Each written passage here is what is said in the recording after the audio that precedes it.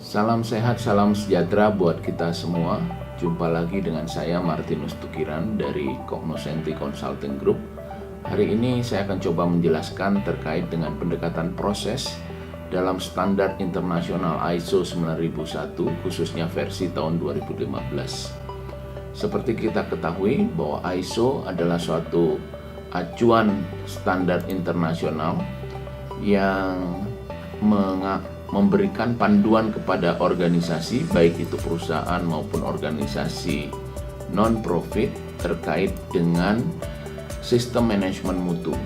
Jadi di dalam ISO merupakan acuan yang memberikan kepastian konsistensi pelayanan dalam menghasilkan produk dan servis kepada pelanggan, dan juga memberikan basis atau acuan untuk peningkatan berkesinambungan yang kita kenal dengan continuous improvement.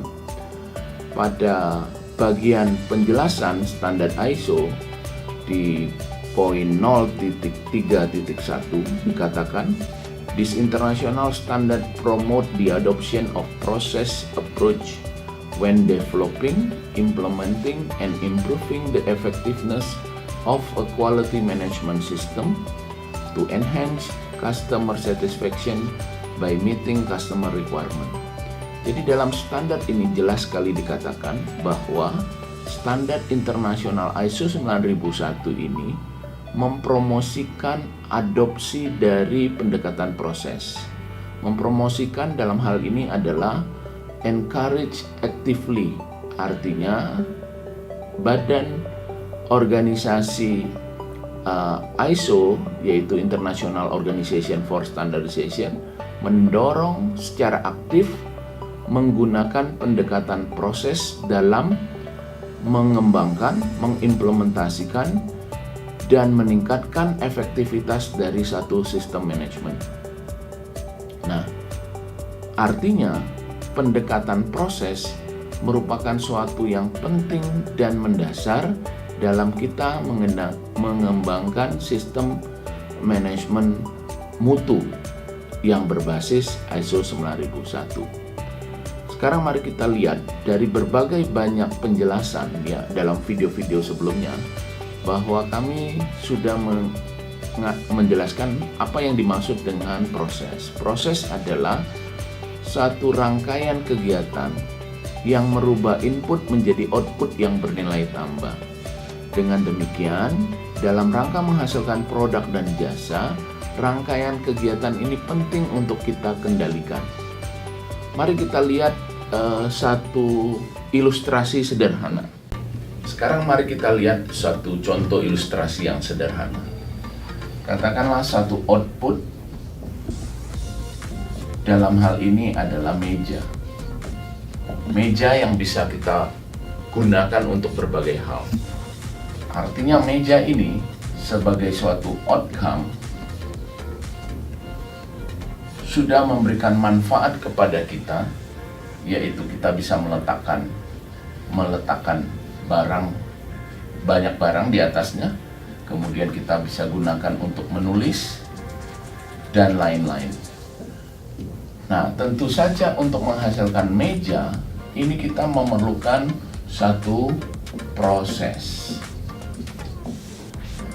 Tadi dikatakan bahwa meja adalah output atau produk yang bernilai tambah.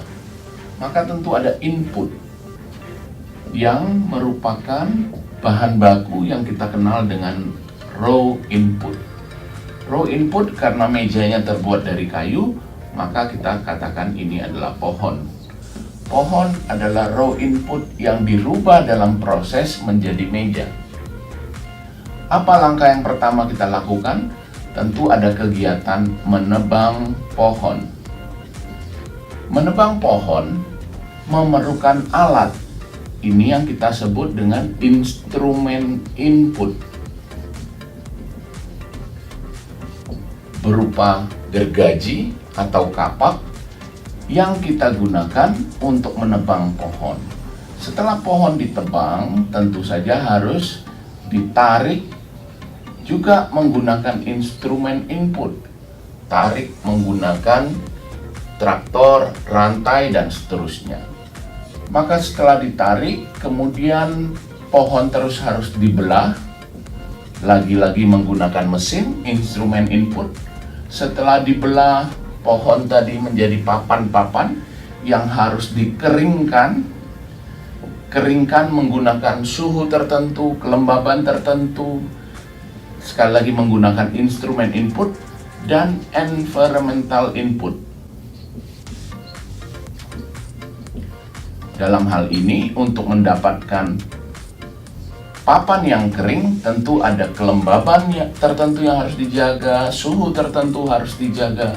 Setelah papan kering, kemudian diukur, kemudian dibelah, kemudian diwarnai, kemudian dirakit, dan jadilah hasilnya berupa meja. Keseluruhan kegiatan ini merupakan proses yang harus dikendalikan menggunakan instrumen input, raw input, dan environmental input untuk menghasilkan output yang bernilai tambah. Proses ini oleh ISO diminta untuk dikembangkan ke dalam suatu sistem manajemen, yaitu berbentuk kebijakan, prosedur, proses-proses, dan target yang harus dicapai dalam seluruh proses ini. Selanjutnya, jika Anda tertarik untuk mengetahui lebih lanjut, kami sudah menulis beberapa buku terkait dengan ISO 9001 maupun pemetaan proses bisnis, baik untuk swasta maupun untuk instansi pemerintah. Kami sudah menulis beberapa buku yang dapat membantu kita semua untuk memahami konsep, metode, dan praktek-praktek, yaitu contoh-contoh yang sudah banyak kami kembangkan di berbagai organisasi bisnis maupun organisasi pelayanan publik. Demikian sharing kami kali ini, semoga bermanfaat. Kita jumpa lagi pada kesempatan berikut. Sampai jumpa.